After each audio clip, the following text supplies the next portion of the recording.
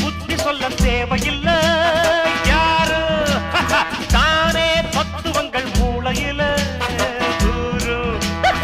எவனோ 10 பேரு பூமியில ஞானி வீதி உள்ளவங்க என்ன போல தேனி